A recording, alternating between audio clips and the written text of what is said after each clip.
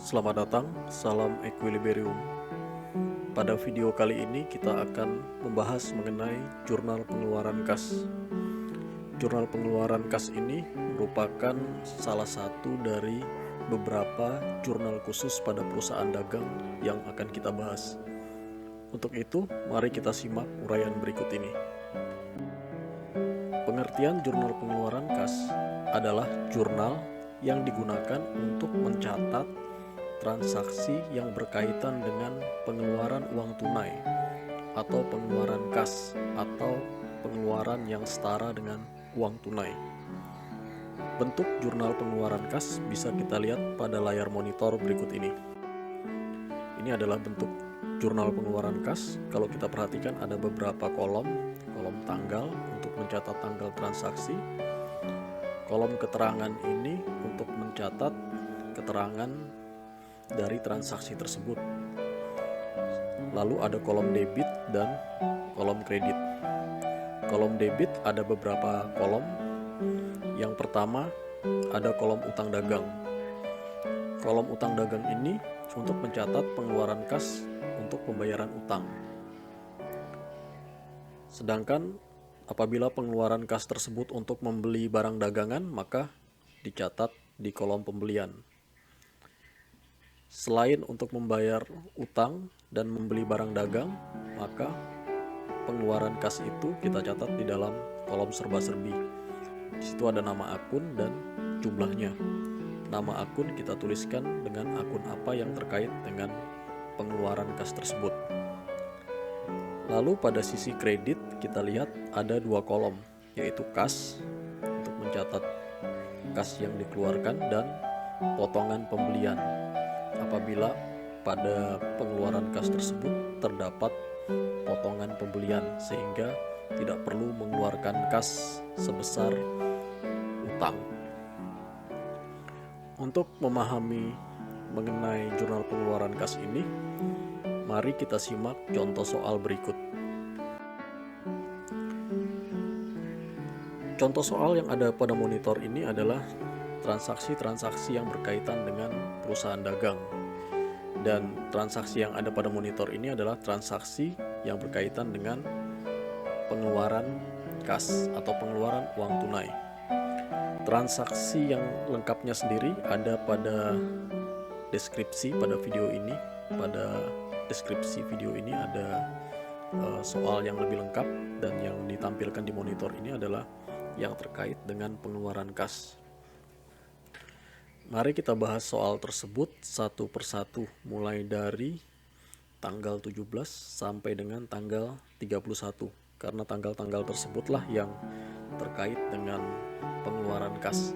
Sedangkan tanggal-tanggal lain jurnalnya adalah jurnal khusus yang lain, misalnya jurnal pembelian, jurnal penjualan, atau jurnal penerimaan kas. Kita lihat soalnya mulai dari tanggal 17.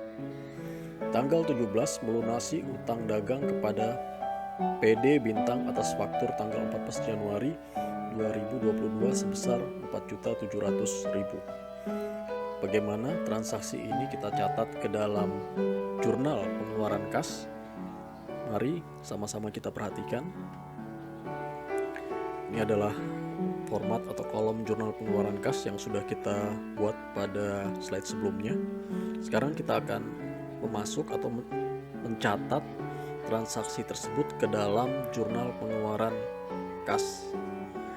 Tanggal 17 kita catat dulu tanggalnya, 17 Januari 2022.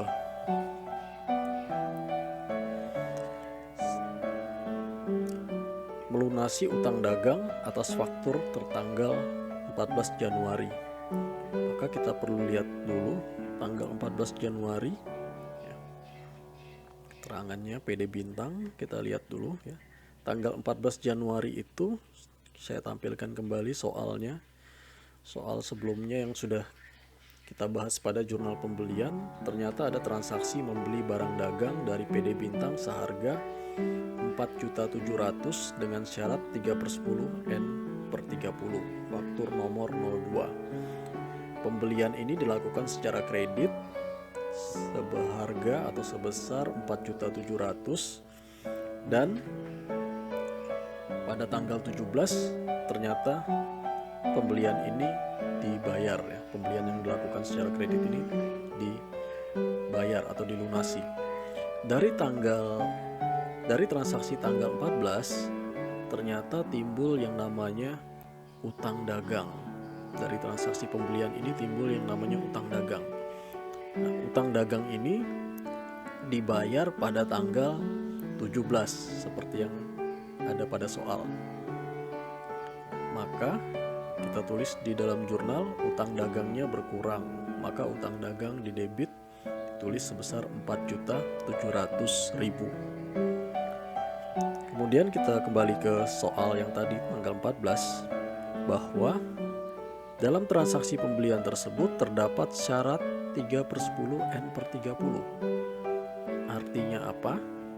Artinya 3/10 N/30 ini apabila transaksi pembelian ini pembayarannya dilakukan dalam jangka waktu 10 hari dari tanggal transaksi, maka akan mendapatkan potongan sebesar 3% dari 30 hari batas maksimal ini.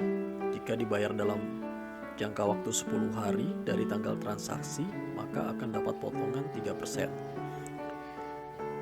Transaksi ini terjadi tanggal 14, maka batas untuk mendapat potongan adalah sampai dengan 10 hari dari tanggal 14, yaitu tanggal 24.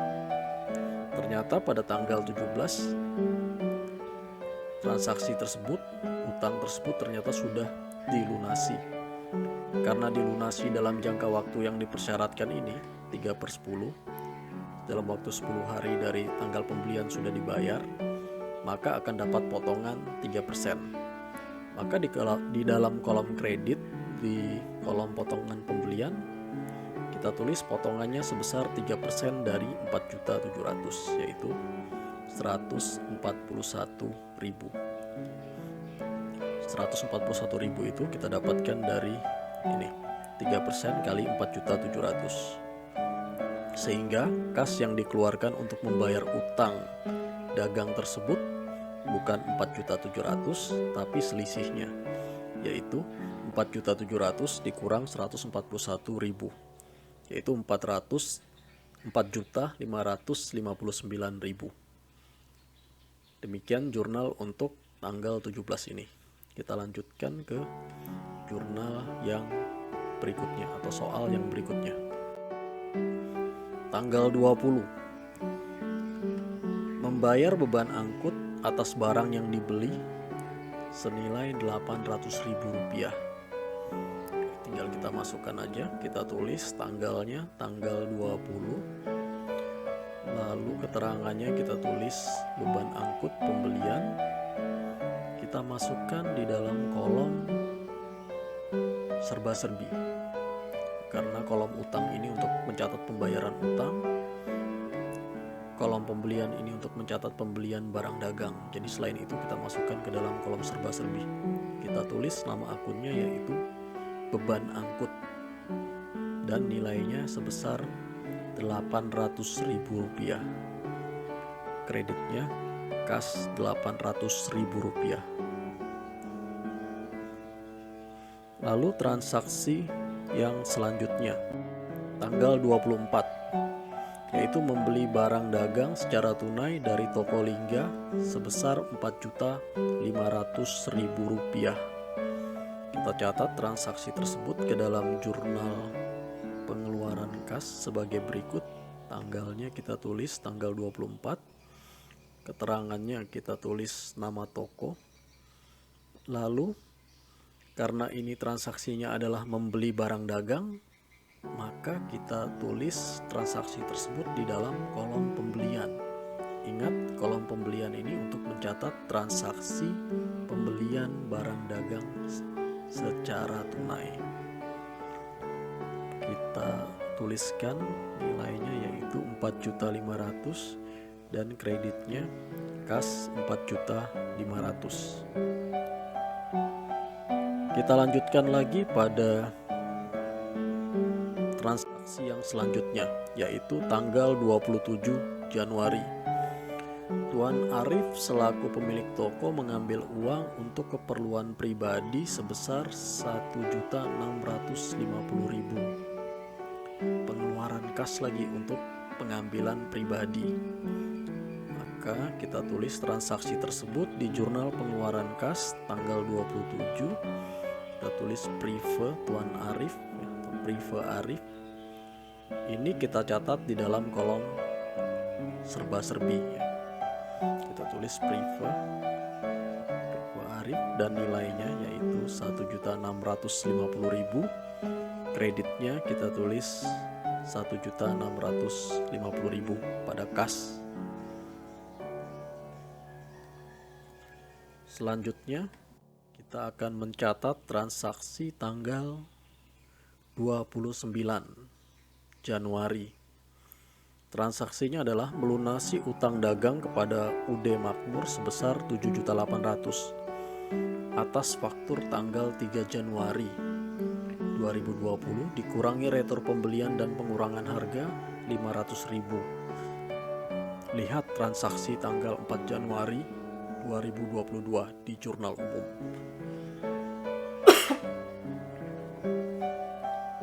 Baik, kita akan coba membahas transaksi tanggal 29 tersebut. Kita tampilkan dulu ya. Ada transaksi tanggal 3 dan tanggal 4 ya. Kenapa perlu ditampilkan? Agar lebih jelas bahwa transaksi tanggal 29 ini adalah melunasi transaksi yang terjadi pada tanggal 3. Tanggal 3 ketika kita membeli barang dagang seharga 7.800.000 dengan syarat 2/10 N/30, maka timbul yang namanya utang dagang. Kalau ada kata-kata pembelian dengan syarat 2/10, 3/10 dan seterusnya, itu artinya pembelian tersebut dilakukan secara kredit. Pembelian secara kredit akan menyebabkan timbulnya utang dagang. Jadi pada tanggal 3 Januari tersebut dari transaksi tersebut timbul utang sebesar 7.800.000.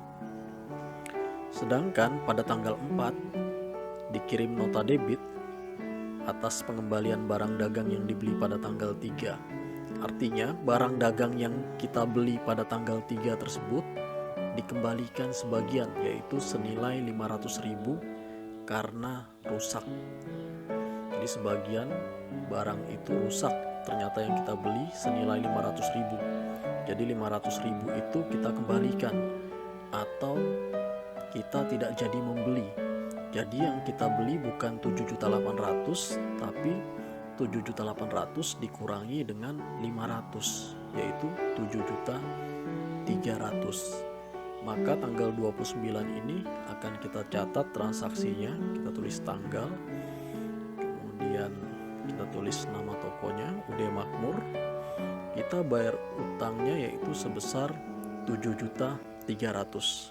Perhatikan ini 7.300.000 kita peroleh dari 7.800.000 ini utang kita pada awalnya, kemudian karena kita kembalikan 500, kita tidak jadi beli sebanyak 500, artinya harus kita kurangkan 7.800.000 dikurang 7.500.000, sehingga yang kita bayarkan pada saat kita melunasi utang tersebut tanggal 29 ini kita melunasi utang, yang kita bayarkan yaitu 7.300.000. Lalu kita perhatikan lagi pada soal tanggal 3 ini ternyata ada syarat 2/10 N/30.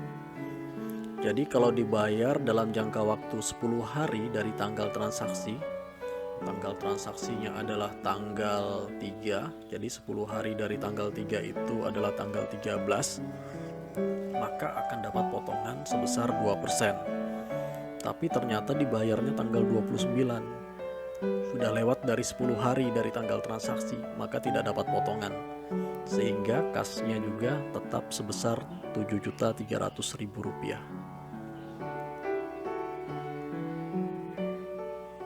Lalu kita lanjutkan pada transaksi yang berikutnya, yaitu tanggal 30. Tanggal 30 membayar beban gaji karyawan pada Januari 2022 sebesar 4.400.000. Kita catat transaksi tersebut tanggal 30, beban gaji karyawan kita tulis di serba-serbi beban gaji sebesar 4.400.000. Kreditnya kas 4.400.000. Lalu kita lihat lagi transaksi tanggal yang berikutnya, yaitu tanggal 31.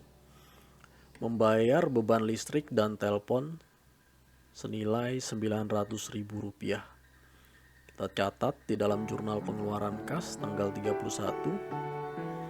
Beban listrik dan telepon kita tulis di kolom serba-serbi pada debit sebesar Rp900.000. Kreditnya adalah kas Rp900.000. Setelah kita selesai mencatat pada akhir bulan, maka kita harus merekap atau menjumlahkan setiap kolom ini. Di kolom utang dagang kita jumlahkan 4.700.000 tambah 7.300.000. Kita jumlahkan, kita tulis nilainya di bawah 12 juta.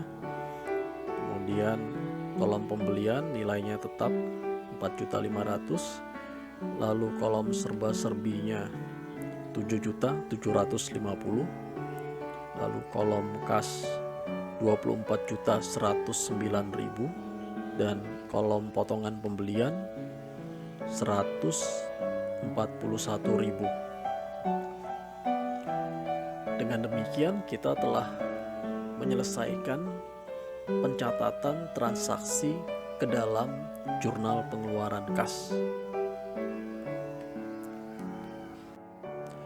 Demikian uraian mengenai pencatatan transaksi ke dalam jurnal pengeluaran kas. Semoga bermanfaat. Terima kasih atas perhatiannya. Salam keseimbangan.